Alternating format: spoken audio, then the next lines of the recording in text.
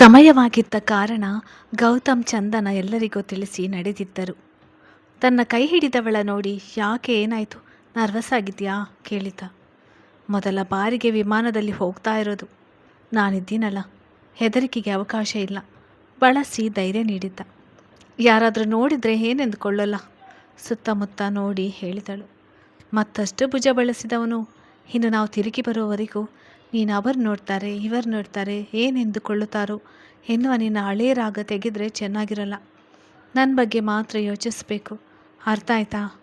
ನನ್ನ ಬಗ್ಗೆ ಮಾತ್ರ ದೀರ್ಘವಾಗಿ ನೋಡುತ್ತಾ ಹೇಳಿದಾಗ ನಾಚಿಕೆಯೊತ್ತ ನೋಟ ಬಾಗಿತ್ತು ನಸು ನಗುವಿನೊಂದಿಗೆ. ಗೌತಮ್, ಇದೊಂದು ಮಾತ್ರ ಚೆನ್ನಾಗಿ ಕಲ್ತಿದ್ಯಾ. ಏನೇ ಅನಿಸಿದ್ರೂ ಬೇಕಾದರೂ ಸಂಕೋಚ ಇಲ್ಲದೆ ಕೇಳಬೇಕು. ಏನೆಂದುಕೊಳ್ಳುತ್ತಾರೋ ಎಂದುಕೊಂಡು ನಿನ್ನ ತಲೆಯನ್ನೆಲ್ಲ ಉಪಯೋಗಿಸಲು ಹೋಗಬೇಡ ಎಂದಿದ್ದ. ಸರಿ, ನೀವು ಹೇಳಿದ ಹಾಗೆ ಕೇಳ್ತೇನೆ.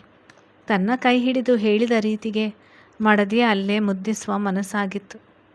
ಚಂದನಗೆ ಮೊದಲ ಬಾರಿಯ ವಿಮಾನ ಪ್ರಯಾಣ ಭಯ ತರಿಸಿದರು. ಗೌತಮ್ ಹೇಳಿದಂತೆ ಅವನ ಕೈಗೆ ತನ್ನ ಕೈ ಸೇರಿಸಿ ಅವನ ಕಣ್ಣುಗಳನ್ನು ನೋಡುತ್ತಾ ಉಳಿದು ಬಿಟ್ಟಳು. ನೋಟ ದೀರ್ಘವಾದಷ್ಟು ಒಲವು, ಕಾಳಜಿ, ಅದಕ್ಕೂ ಮೀರಿದ ಭಾವನೆಯ ಹರಿವಾಗಿತ್ತು. ನಂತರ ಗೌತಮ್ ಅವಳ ಗಮನ ಸೆಳೆದು ಹೊರಗಡೆ ತೋರಿದ್ದನು. ಕಣ್ಣು ಅರಳಿಸಿ ಸಂತಸಪಟ್ಟವಳು ಅವನತ್ತ ವಾಲಿದಾಗ ಅವನು ಕೊಂಚ ಅವಳ ಕಡೆ ಬಾಗಿದ್ದ. ಒಂದು ಸಮಯದಲ್ಲಿ ನಿಮ್ಮ ಜೊತೆ ಅಕ್ಕಿ ಹಾಗೆ ಬಾಣಲ್ಲಿ ಹಾರಾಡಬೇಕೆಂದು ಸುಮ್ಮನೆ ಹೇಳಿಕೊಂಡಿದ್ದೆ. ಮಾತಿಗೆ, ಕಲ್ಪನೆಗೆ ಅಷ್ಟೆ.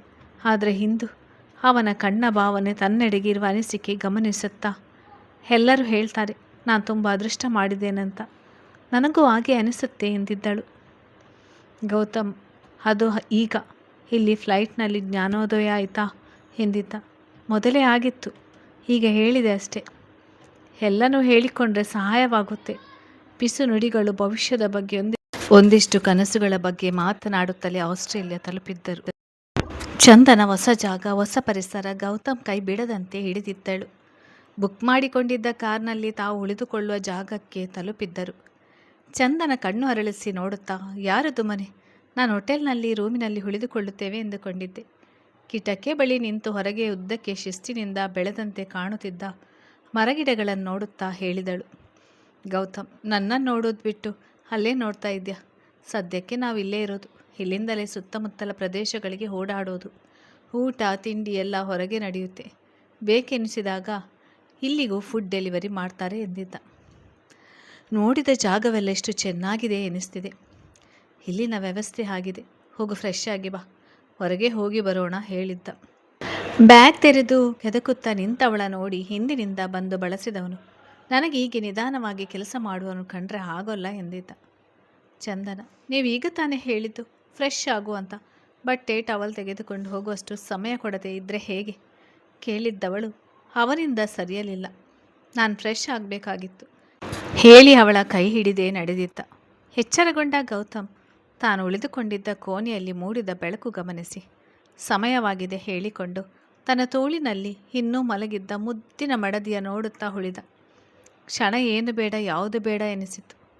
ಅವಳ ಕೆನ್ನೆಗೆ ಮೆತ್ತಿದ ಮುಂಗುರುಳ ಕಿವಿಯ ಹಿಂಭಾಗಕ್ಕೆ ಸೇರಿಸಿದವನು ನಾಲಾಯ್ಕ್ ಹೇಳಿ ಮೆಲ್ಲಗೆ ಹಣೆಗೆ ಮುತ್ತಿಟ್ಟು ತನ್ನ ಮೊಬೈಲ್ ಕೈಗೆತ್ತಿಕೊಂಡು ಸಮಯ ನೋಡಿ ಬಂದಿದ್ದ.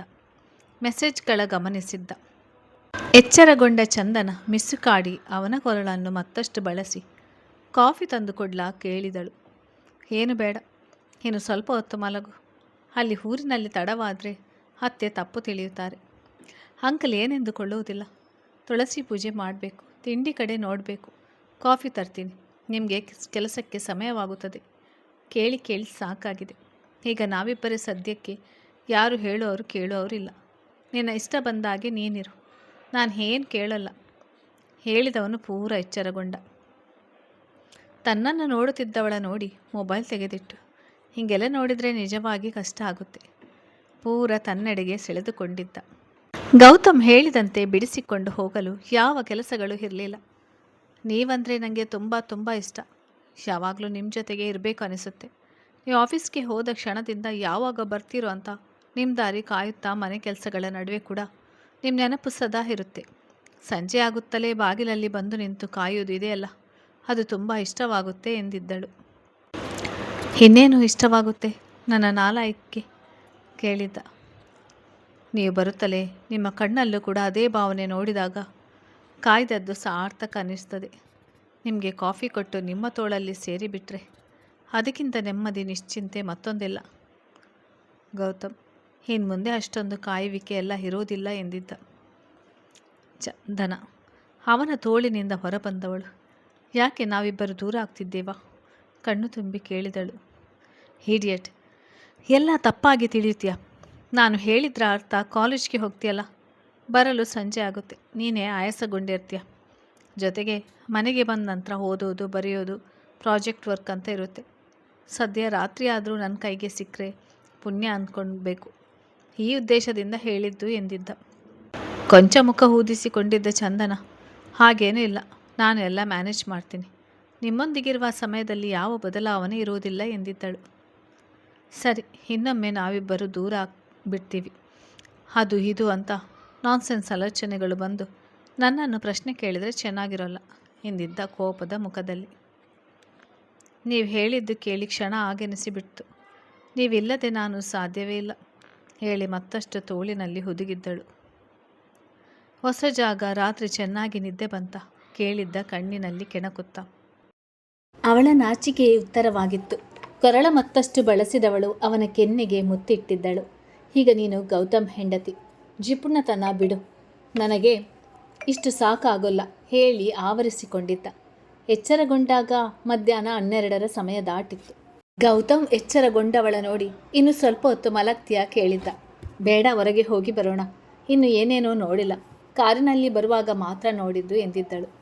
ನನಗೆ ನೀನೊಬ್ಬಳು ಹೀಗಿದ್ದರೆ ಸಾಕು, ಬೇರೆ ಏನೂ ಬೇಡ ಅನ್ನಿಸ್ತಾ ಇದೆ. ನೀವು ಇಲ್ಲೆಲ್ಲ ನೋಡಿದ್ದೀರಾ? ಈ ಮೊದಲೆಲ್ಲ ಬಂದಿದ್ರಾ ಕೇಳಿದಳು. ವರ್ಷಕ್ಕೆ 1-2 ಬಾರಿ ಆದರೂ ಬರ್ತಿದ್ದೆ. ಹಾಗೆ ಹೆಚ್ಚು ಕಡಿಮೆ ಇಲ್ಲಿ ಎಲ್ಲ ಪ್ಲೇಸ್ ನೋಡಿದ್ದೇನೆ, ತುಂಬ ಚೆನ್ನಾಗಿದೆ. ಹಾಗಾಗಿ ನಿನ್ನೊಂದಿಗೆ ಇಲ್ಲಿ ಸಮಯ ಕಳೆಯಬೇಕೆಂದುಕೊಂಡು ಕರೆದುಕೊಂಡು ಬಂದದ್ದು. ನೀವು ಜೊತೆಗಿದ್ದರೆ ಸಾಕು, ಯಾವ ಊರಾದರೂ ಇಷ್ಟವಾಗುತ್ತೆ. ಹೋಗು, ಬೇಗ ಸ್ನಾನ ಮುಗಿಸಿ ಬಾ. ಮನೆಯವರಿಗೆ ನಿನ್ನೆ ತಲುಪಿದ್ದೀನಿ ಎಂದು ಮೆಸೇಜ್ ಮಾಡಿದ್ದು ಅಷ್ಟೇ, ಗಾಬರಿಯಾಗಿರ್ತಾರೆ, ಫೋನ್ ಮಾಡಿ ಮಾತಾಡ್ತೀನಿ ಎಂದಿದ್ದ. ಎದ್ದು ಹೋಗದೆ ಹಾಗೆ ಉಳಿದವಳ ಮುಖದ ನಾಚಿಗೆ ಅರ್ಥವಾಗಿತ್ತು.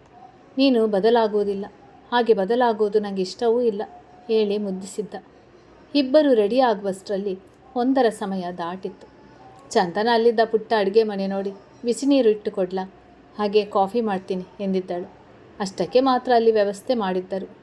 ಗೌತಮ್, ಈಗ ಅದೆಲ್ಲ ಏನು ಬೇಡ, ಊಟಕ್ಕೆ ಹೊರಗೆ ಹೋಗೋಣ ಅಥವಾ ಇಲ್ಲಿಗೆ ತರಿಸ್ಲಾ?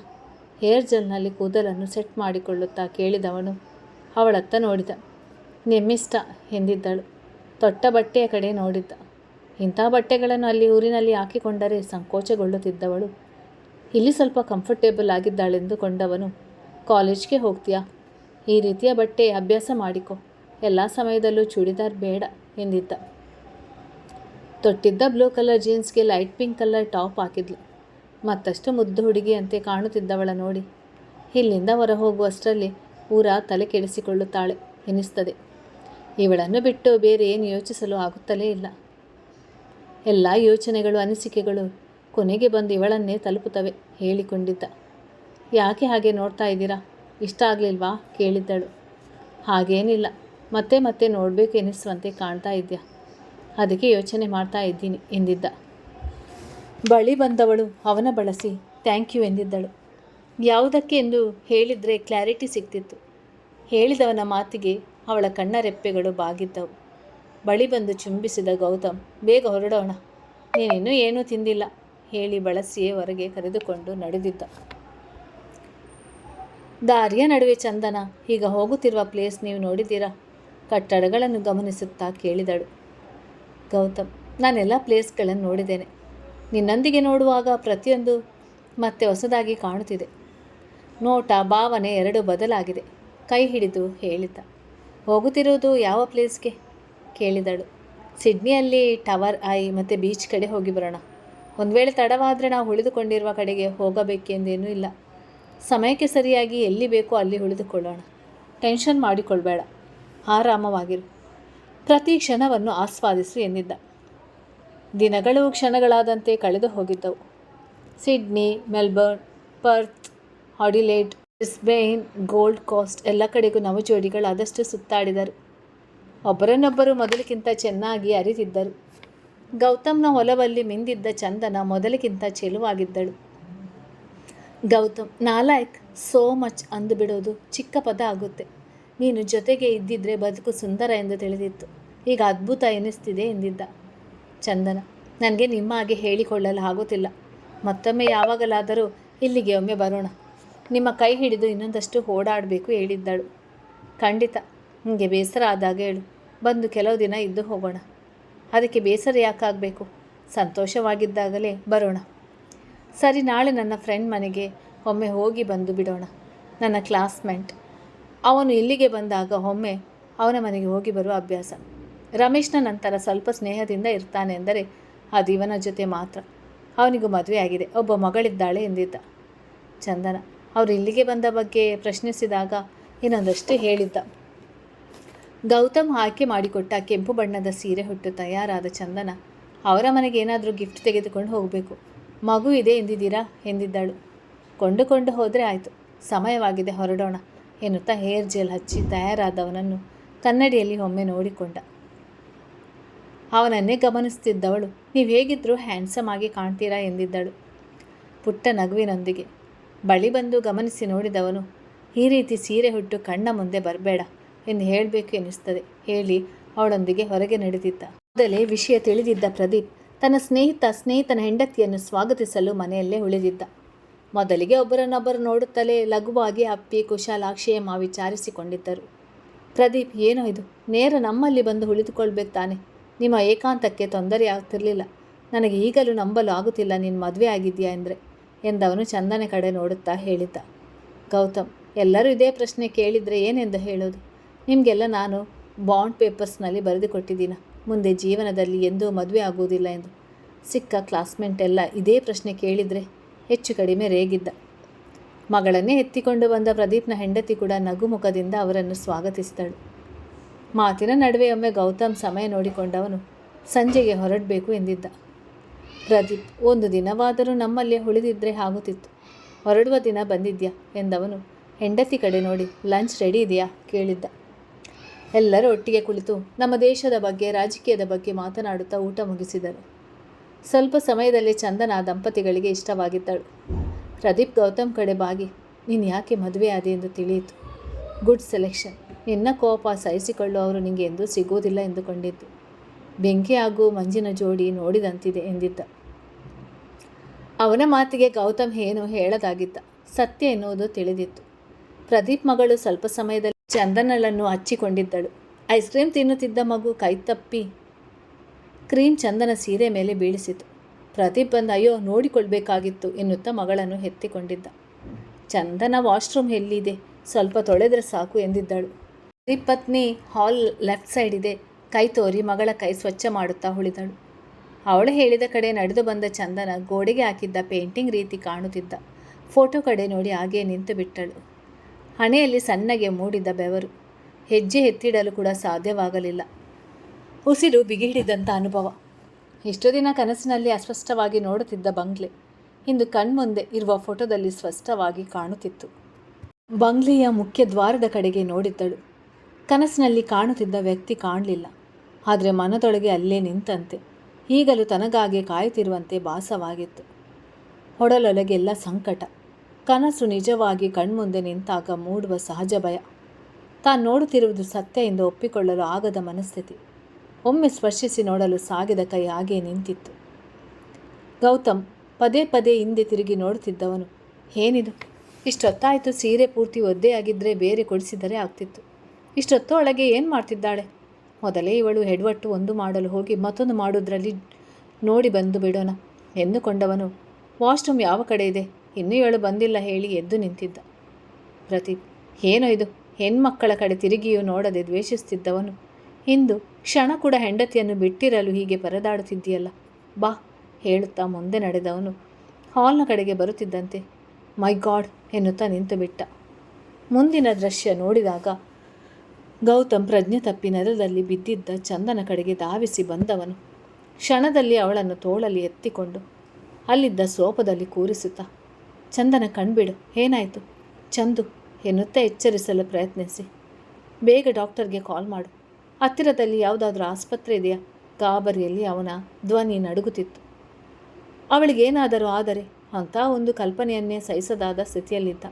ಪ್ರದೀಪ್, ಗೌತಮ್ ಸಮಾಧಾನ ಮಾಡಿಕೊ, ಏನೂ ಆಗಿಲ್ಲ, ತಲೆ ಸುತ್ತಿ ಬಿದ್ದಿರ್ಬೋದು, ಹೊಸ ಜಾಗ, ಸ್ವಲ್ಪ ಕನ್ಫ್ಯೂಸ್ ಆಗಿರ್ಬೋದು ಹೇಳುತ್ತಾ ಮುಖಕ್ಕೆ ನೀರು ಚಿಮುಕಿಸಿದ. ಕಣ್ಣು ಬಿಟ್ಟ ಚಂದನಲ್ಲನ್ನು ನೋಡುತ್ತಿದ್ದಂತೆ ಗೌತಮ್ಗೆ ಜೀವ ಬಂದಂತೆ ಅನಿಸಿತು. ಚಂದನ ಎಲ್ಲರ ಮುಖವನ್ನೊಮ್ಮೆ ನೋಡಿ ಗೌತಮ್ ಮುಖದಲ್ಲಿದ್ದ ಗಾಬರಿ ಭಯವನ್ನು ಗಮನಿಸಿ ಯಾಕೆ ಏನಾಯಿತು ಕೇಳಿದ್ದಳು. ನಿನಗೇನು ಆಗಿಲ್ಲ ತಾನೆ ಇಡಿಯಟ್, ಹೇಳಬೇಕಾದವಳು ನೀನು. ಪ್ರಾಣ ತೆಗೆದು ಬಿಟ್ಟಿದ್ದೆ, ಏನಾಯ್ತು ನಿಂಗೆ, ಯಾಕೆ ತಲೆ ಸುತ್ತಿ ಬಿದ್ದಿದ್ದೆ ಕೇಳಿದ್ದ. ಆಗಲೂ ಚಂದನ ಗಮನ ಮತ್ತೆ ಆ ಫೋಟೋ ಕಡೆಗೆ ಹೋದದ್ದು. ಏನನ್ನು ಹೇಳಲು ಇಚ್ಛಿಸಲಿಲ್ಲ. ನನ್ನ ಒಂದು ಮಾತು ಅಥವಾ ತಪ್ಪು ಕಲ್ಪನೆ ಇವರ ಸ್ನೇಹಿತನಿಗೆ ತಿಳಿದು ಇವರ ಸ್ನೇಹಿತರ ನಡುವೆ ಎಲ್ಲ ವಿಷಯ ಹರಿದಾಡಿದರೆ ಇವರ ಮರ್ಯಾದೆಯ ಪ್ರಶ್ನೆಯಾಗುತ್ತದೆ. ಏನೇ ಇದ್ದರೂ ಇವರೊಬ್ಬರ ಜೊತೆ ಮಾತ್ರ ಮಾತಾಡಬೇಕೆನಿಸುತ್ತಲೇ. ಗೊತ್ತಿಲ್ಲ, ತಲೆ ಸುತ್ತಿದಂತಾಯಿತು ಅಷ್ಟೇ ನೆನಪಿರೋದು ಹೇಳಿದಳು ಗೋಡೆಯ ಮೇಲಿದ್ದ ಫೋಟೋ ಕಡೆಗೆ ನೋಡುತ್ತಾ. ಗೌತಮ್, ಬಂದ ಅಷ್ಟು ದಿನದಲ್ಲಿ ಯಾವ ಸಮಸ್ಯೆಯೂ ಆಗಲಿಲ್ಲ, ಹಿಂದೆ ಆಗಬೇಕೆ. ಮೊದಲು ಊರಿಗೆ ಹೊರಟು ಬಿಡಬೇಕು ಹೇಳಿಕೊಂಡವನು ಹೊರಡುತ್ತೇವೆ ಕಣು ಎಂದಿದ್ದ. ಈಗ ತಾನೇ ಅವರು ಹುಷಾರು ತಪ್ಪಿ ಸರಿ ಹೋಗಿದ್ದಾರೆ, ಸ್ವಲ್ಪ ಸಮಯ ಇರು, ಅವರ ಜ್ಯೂಸ್ ಕುಡಿದು ಸುಧಾರಿಸಿಕೊಳ್ಳಲಿ ಎಂದಿದ್ದ. ಪ್ರದೀಪ್ನ ಪತ್ನಿ ಟಿಶ್ಯೂ ತಂದು ಅಲ್ಲೇ ಅವಳ ಸೀರೆಯನ್ನು ಆದಷ್ಟು ಸ್ವಚ್ಛ ಮಾಡಿದಳು. ಗೌತಮ್ ಯಾರಿದ್ದಾರೆ ಇಲ್ಲ ಎಂದು ತಲೆ ಕೆಡಿಸಿಕೊಳ್ಳದೆ ಅವಳ ಭುಜ ಬಳಸಿ ಹಣೆಗೆ ಮುತ್ತು ಕೊಟ್ಟವನು. ಈಗ ಆರಾಮವಾಗಿ ಇದೆಯಾ ತಾನೆ, ಒಮ್ಮೆ ಡಾಕ್ಟ್ರನ್ನು ಕನ್ಸಲ್ಟ್ ಮಾಡಿಬಿಡೋಣ ಕೇಳಿದ. ಚಂದನ, ಬೇಡ, ಅದರ ಅವಶ್ಯಕತೆ ಇಲ್ಲ, ನೀವು ಅಂದುಕೊಂಡಂಥ ಸಮಸ್ಯೆ ಏನೂ ಇಲ್ಲ, ನಾನು ಹುಷಾರಾಗೇ ಇದ್ದೀನಿ ಎಂದಿದ್ದಳು. ಪ್ರದೀಪ್ನ ಹೆಂಡತಿ, ಬನ್ನಿ ಜ್ಯೂಸ್ ತೆಗೆದುಕೊಂಡು ಸ್ವಲ್ಪ ಸಮಯ ರೆಸ್ಟ್ ಮಾಡಿ ಹೇಳಿ ಕೈ ಹಿಡಿದು ಅಲ್ಲಿಂದ ಕರೆದುಕೊಂಡು ನಡೆದಿದ್ದಳು. ಗೌತಮ್ಗೆ ಏನು ಹೇಳಬೇಕೋ ತಿಳಿಯದಾಗಿತ್ತು. ಯಾಕೆ ಹೀಗಾಯಿತು ಎಂದುಕೊಂಡೇ ಸಹಜವಾಗಿ ಹಾಲಿನಲ್ಲಿ ಜೋಡಿಸಿದ್ದ ಶೋ ಪೀಸ್ಗಳನ್ನು ನೋಡುತ್ತಾ ಅವನ ಗಮನ ಗೋಡೆ ಕಡೆಗೆ ಹರಿದಿತ್ತು. ಅಲ್ಲಿದ್ದ ದೊಡ್ಡ ಸೈಜ್ನಲ್ಲಿದ್ದ ಫೋಟೋ ನೋಡುತ್ತಲೇ, ಯಾವ ಪ್ಲೇಸ್ ಅದು, ಒಂದು ರೀತಿ ಅರಮನೆಯನ್ನು ಹೋಲುವಂತಿದೆ ಎಂದಿದ್ದ. ಪ್ರದೀಪ್, ಅರಮನೆ ಅಲ್ಲ ಕಣೋ, ನಮ್ಮ ಊರಿಗೆ ಸಮೀಪದ ಜಾಗದಲ್ಲಿರುವ ಬಂಗ್ಲೆ. ಹೌದಾ, ಇದು ನಿಂಗೆ ಸೇರಿದ್ದ, ಇದರ ಚಿತ್ರ ಇಲ್ಲಿ ಹಾಕಿಸಿಕೊಂಡಿದ್ಯಾ ಕೇಳಿದ್ದ. ಹೌದು, ಸದ್ಯಕ್ಕೆ ಈಗ ನನ್ನ ಸುಪರ್ದಿನಲ್ಲೇ ಇರೋದು. ನಮ್ಮ ರಕ್ತ ಸಂಬಂಧಿಗಳಿದೆ ಜಾಗ. ಕಾರಣಾಂತರಗಳಿಂದ ಅವರ ವಂಶ ಅಷ್ಟಕ್ಕೆ ನಿಂತು ಹೋಯಿತು. ಅವರ ನಂತರ ನಮ್ಮ ತಾತ ದಾಯಾದಿ ವರಸೆ ಆಗಬೇಕಾಗಿದ್ದ ಕಾರಣ ಅವರ ಹೆಸರಿಗೆ ಬಂತು. ಗೌತಮ್, ಬಂಗ್ಲೆ ಮಾತ್ರನಾ, ಅದರ ಸುತ್ತಮುತ್ತ ಜಾಗ ಇದೆಯಾ ನೋಟ ಬದಲಾಯಿಸದೆ ಕೇಳಿದ್ದ. ಅದೊಂದು ಬಂಗ್ಲೆ ಅಲ್ಲ, ಇಡೀ ಪ್ರಾಪರ್ಟಿ. ಅಂದರೆ ಬಂಗ್ಲೆ ಸುತ್ತ 10 ಎಕರೆಯಷ್ಟು ವಿಶಾಲವಾದ ಜಾಗ ಇದೆ. ಬಂಗ್ಲೆ ಅಕ್ಕಪಕ್ಕ 4-5 ಮನೆಗಳಿದ್ದವು. ಅಲ್ಲಿನ ಕೆಲಸಗಾರರ ಮನೆಗಳು ಎನಿಸ್ತದೆ. ಅವೆಲ್ಲ ಪೂರ್ತಿ ಹಾಳಾಗಿದೆ. ಆದರೆ ಆ ಬಂಗ್ಲೆಯಲ್ಲಿ ಮಾತ್ರ ನನ್ನ ತಂದೆ ಅವರು ಹೋಗಿ ಎಲ್ಲವನ್ನು ಕ್ಲೀನ್ ಮಾಡಿಸಿ ಬರುತ್ತಿದ್ದರು. ಅದರ ಕಾರಣ ಇನ್ನೂ ಚೆನ್ನಾಗಿ ಇದೆ. ಅವರ ಉದ್ದೇಶ ಅದರ ಪಕ್ಕದ ಜಾಗದಲ್ಲಿ ಒಂದು ರೆಸಾರ್ಟ್ ಕಟ್ಟಿಸಬೇಕೆಂದು, ಈ ಪುರಾತನ ಬಂಗ್ಲೆಗೆ ಮಾಡರ್ನ್ ಟಚ್ ಕೊಡಬೇಕು ಎಂದು ನನ್ನಲ್ಲಿ ತುಂಬ ಬಾರಿ ಅದನ್ನು ಹೇಳಿಕೊಂಡಿದ್ದರು. ನನಗೂ ಕೂಡ ಅಂಥ ಆಸಕ್ತಿ ಬೆಳೆದಿತ್ತು. ಆದರೆ ಖಾಲಿ ಜಾಗದಲ್ಲಿ ಗುದ್ದಲಿ ಪೂಜೆ ಕೂಡ ಮಾಡಿಸಿದ್ದೆವು. ಆದರೆ ಹೇಳಿ ನಿಲ್ಲಿಸಿದ್ದ. ಗೌತಮ್, ಯಾಕೆ ಏನಾಯಿತು, ಕೆಲಸ ಶುರು ಮಾಡಿಸ್ಲಿಲ್ವಾ ಕೇಳಿದ್ದ. ಪ್ರದೀಪ್, ಕೆಲಸ ಶುರು ಆಗುವ ಮೊದಲೇ ಆಕ್ಸಿಡೆಂಟ್ನಲ್ಲಿ ಅವರ ಜೊತೆ ನನ್ನ ತಾಯಿಯನ್ನು ಕಳೆದುಕೊಳ್ಬೇಕಾಯಿತು. ತಂದೆ ಸಾಯುತ್ತಿದ್ದಾಗೆ ವ್ಯವಹಾರದಲ್ಲಿ ತುಂಬ ಲಾಸ್ ಆಯಿತು. ತುಂಬ ಚೆನ್ನಾಗಿ ಬದುಕಿ ಬಾಳುತ್ತಿದ್ದ ನಾವು ನಮ್ಮದೇ ಅಂತಸ್ತಿನವರ ಎದುರು ಕೆಳಮಟ್ಟದಲ್ಲಿ ಜೀವನ ನಡೆಸಲು ಇಷ್ಟವಾಗದೆ ಇಲ್ಲಿ ಕೆಲಸ ಹುಡುಕಿಕೊಂಡು ದೂರ ಬಂದು ಸೇರಿಕೊಂಡಿರೋದು. ಈಗ ನಮ್ಮ ಬಳಿ ಉಳಿದಿರುವ ಪ್ರಾಪರ್ಟಿ ಅದೊಂದೇ. ಅದನ್ನು ಸೇಲ್ ಮಾಡಿಸಿಕೊಡಲು ಬ್ರೋಕರ್ಗಳಿಗೆ ಹೇಳಿದ್ದೇನೆ. ಇನ್ನು ಯಾರೂ ಮುಂದೆ ಬಂದಿಲ್ಲ. ತುಂಬ ದೊಡ್ಡ ಮೊತ್ತ ಅಲ್ವಾ, ಹಾಗಾಗಿ ಹಿಂದೆ ಸರಿಯುತ್ತಾರೆ ಎಂದಿದ್ದ. ಗೌತಮ್ ಎದ್ದು ಆ ಫೋಟೋ ಕಡೆಗೆ ಒಮ್ಮೆ ನೋಡಿದವನು. ತುಂಬ ಟ್ರೆಡಿಷ್ನಲ್ ಆಗಿದೆ. ಇವನ ತಂದೆ ಆಲೋಚಿಸಿದಂತೆ ಪಕ್ಕಾ ಇರುವ ಜಮೀನಿನಲ್ಲಿ ಒಳ್ಳೆ ರೆಸಾರ್ಟ್ ಕಟ್ಟಿಸ್ಬೋದು. ನಿರ್ಧಾರಕ್ಕೆ ಬಂದವನು, ಆ ಜಮೀನಿನ ಒರಿಜಿನಲ್ ಪತ್ರ ಇದೆಯಾ, ಹಾಗೆ ಈಗ ಎಷ್ಟು ಹಣಕ್ಕೆ ಮಾರಲು ಹೇಳಿದ್ಯಾ, ಹಾಗೆ ಅದರ ಗೌರ್ಮೆಂಟ್ ವ್ಯಾಲ್ಯೂ ಏನು ನಡೆಯುತ್ತಿದೆ ಎಂದಿದ್ದ. ಪ್ರದೀಪ್ ಹೇಳಿದ ಮೊತ್ತ ಗೌತಮ್ಗೆ ಹೆಚ್ಚು ಎನಿಸಲಿಲ್ಲ. ಬಂಗ್ಲೆಯನ್ನು ನೋಡುತ್ತಲೇ ಕೊಂಡುಕೊಳ್ಬೇಕೆನ್ನುವ ಅನಿಸಿಕೆ ಪ್ರಬಲವಾಗಿ ಮೂಡಿತ್ತು. ಪ್ರದೀಪ್, ಇದರ ಒರಿಜಿನಲ್ ಪೇಪರ್ಸ್ ತೋರಿಸು ಎಂದಿದ್ದ. ಪ್ರದೀಪ್ ಸ್ವಲ್ಪ ತೊಂದರೆಯಲ್ಲಿ ಇದ್ದ ಕಾರಣ ಗೌತಮ್ ತೆಗೆದುಕೊಳ್ಳಲು ಒಪ್ಪಿದ್ರೆ ಇದೊಂದು ಅವನಿಗೆ ದೊಡ್ಡ ಮೊತ್ತವೇ ಅಲ್ಲ ಎಂದುಕೊಂಡವನು 1 ನಿಮಿಷ ಬರ್ತೀನಿ ಹೇಳಿ ತನ್ನ ರೂಮಿನ ಕಡೆಗೆ ನಡೆದಿದ್ದ. ಲಾಕರ್ ತೆಗೆಯಲು ಎಷ್ಟು ಪ್ರಯತ್ನಪಟ್ಟು ತೆರೆದುಕೊಳ್ಳದೇ ಇದ್ದಾಗ ಈಗಲೇ ಹೀಗೆ ಆಗಬೇಕಾಗಿತ್ತ ಹೇಳಿಕೊಂಡು ಹೊರಗೆ ಬಂದವನು. ಯಾಕೋ ಗೊತ್ತಿಲ್ಲ ಗೌತಮ್, ಲಾಕರ್ ಓಪನ್ ಆಗ್ತಾನೇ ಇಲ್ಲ. ಮುಂದಿನ ತಿಂಗಳು ಇಂಡಿಯಾಗೆ ಬರ್ತಾ ಇದ್ದೀನಿ, ಎಲ್ಲ ಪೇಪರ್ಸ್ಗಳನ್ನು ತರ್ತೇನೆ ಬಿಡು ಎಂದಿದ್ದ. ಯೋಚಿಸ್ತಾ ನಿಂತ ಗೌತಮ್ ಬಂದು ನಿಂತ ಚಂದ್ರಳನ್ನು ನೋಡಿ, ಈಗ ಬೆಟರ್ ಫೀಲ್ ಮಾಡ್ತಾ ಇದೆಯಾ? ಏನು ಸಮಸ್ಯೆ ಇಲ್ಲ ತಾನೇ? ಬಳಿಗೆ ಸರಿದು ಕೇಳಿದ್ದ. ಏನೂ ಇಲ್ಲ, ಚೆನ್ನಾಗಿದ್ದೇನೆ ಹೇಳಿದವಳ ನೋಟ ಮತ್ತೆ ಗೋಡೆಯಲ್ಲಿ ನೇತು ಹಾಕಿದ್ದ ಫೋಟೋ ಕಡೆಗೆ ಹೋಗಿತ್ತು. ಮನದೊಳಗೆ ಸಣ್ಣ ಸಂಕಟ. ಗೌತಮ್ ಹೊರಡೋಣ ಎನ್ನುತ್ತಾ ಅವಳ ಬಳಿಗೆ ಬಂದು ನಿಂತವನು ದಂಪತಿಗಳಿಗೆ ತಿಳಿಸಿ ಚಂದನ ಜೊತೆ ಹೊರಗೆ ನಡೆದಿದ್ದ. ಪ್ರದೀಪ್ ಹೊರಗೆ ಕಾರಿನವರೆಗೂ ಬಂದು ಕಳುಹಿಸಿಕೊಟ್ಟವನು. ಮುಂದಿನ ಬಾರಿ ಬಂದಾಗ ನಮ್ಮಲ್ಲೇ ಉಳಿದುಕೊಳ್ಬೇಕು. ನಾನು ಬರುವಾಗ ಆ ಜಾಗದ ಒರಿಜಿನಲ್ ಪೇಪರ್ಸ್ ತರ್ತೇನೆ ಎಂದಿದ್ದ. ಕಾರ್ ಸ್ಟಾರ್ಟ್ ಆಗುತ್ತಲೇ ದಂಪತಿಗಳು ಅವರತ್ತ ಕೈ ಬೀಸಿದರು. ಮನೆಯಲ್ಲಿ ಸಂಭ್ರಮದ ವಾತಾವರಣ ಮೂಡಿಸಿತ್ತು. ಇಂದ್ರಾಣಿ ಅವರು ಚಿನ್ನಯ್ಯನಿಗೆ ಹೇಳಿ ಗೌತಮ್ ಚಂದನಗೆ ಇಷ್ಟ ಆಗುವ ಅಡುಗೆಗಳನ್ನು ಮಾಡಿಸಿದ್ದರು. ಮಹೇಂದ್ರ ಅವರು ಕೂಡ ಮನೆಯಲ್ಲೇ ಉಳಿದಿದ್ದರು. ರಮೇಶ್ ಕಾರ್ ತೆಗೆದುಕೊಂಡು ಏರ್ಪೋರ್ಟ್ಗೆ ಬರುವುದಾಗಿ ತಿಳಿಸಿದಾಗ ಗೌತಮ್, ಬೇಡ ಸುಮ್ಮನೆ ಯಾಕೆ ತೊಂದರೆ, ಡ್ರೈವರ್ಗೆ ಫೋನ್ ಮಾಡಿದ್ದೇನೆ, ನಾವೇ ಬರ್ತೇವೆ ಎಂದಿದ್ದ. ಏರ್ಪೋರ್ಟ್ನಿಂದ ಹೊರಗೆ ಬರುತ್ತಲೇ ನಿಂತಿದ್ದ ತಮ್ಮ ಕಾರಿನ ಕಡೆಗೆ ನಡೆದಿದ್ದ. ಪ್ರದೀಪ್ನ ಮನೆಯಿಂದ ಹೊರಟ ಕ್ಷಣದಿಂದ ಚಂದ್ರನಳನ್ನು ಗಮನಿಸ್ತಲೇ ಇದ್ದವನು. ಯಾಕೆ ಹೀಗೆ ಮಂಕಾಗಿದ್ಯಾ? ಹೀಗೆ ನೋಡೋದಕ್ಕೆ ಆಗ್ತಾ ಇಲ್ಲ. ನನ್ನೊಂದಿಗೆ ಯಾಕೆ ಮುಚ್ಚುಮರೆ? ನನ್ನಿಂದ ಏನೋ ಮರೆ ಮಾಡ್ತಿದ್ಯಾ ಎನಿಸ್ತಿದೆ. ಏನದು ಎಂದು ಹೇಳಬಾರ್ದೆ ಎಂದಿದ್ದ. ಡ್ರೈವರ್ ಕಡೆ ನೋಡಿದವಳು, ಮನೆಯಲ್ಲಿ ಹೇಳ್ತೀನಿ ಹೇಳಿ ಮತ್ತೆ ಅವನ ತೋಳು ಬಳಸಿ ಭುಜಕ್ಕೆ ತಲೆ ಆನಿಸಿದಳು. ಕಾರಿನ ಸದ್ದಿಗೆ ಎಲ್ಲರೂ ಹೊರಗೆ ಬಂದಿದ್ದರು. ಸರೋಜಮ್ಮ ಪಾವನಿ ಆರತಿ ತಟ್ಟೆ ಹಿಡಿದು ಬಾಗಿಲ ಬಳಿ ನಿಂತಾಗ ಗೌತಮ್ ಇದೆಲ್ಲ ಯಾಕೆ ಕೇಳಿದ್ದ. ಯಾರದಾದರೂ ದೃಷ್ಟಿ ಬಿದ್ದಿದ್ರೆ ಹೋಗಲಿ ಎಂದು ಹೇಳಿದ ಸರೋಜಮ್ಮ ಆರತಿ ತೆಗೆದ ನಂತರ ಕೆಂಪು ನೀರನ್ನು ಚೂರು ತೆಗೆದುಕೊಂಡು ಇಬ್ಬರು ಹಣೆಗೆ ಹಚ್ಚಿದ್ದರು.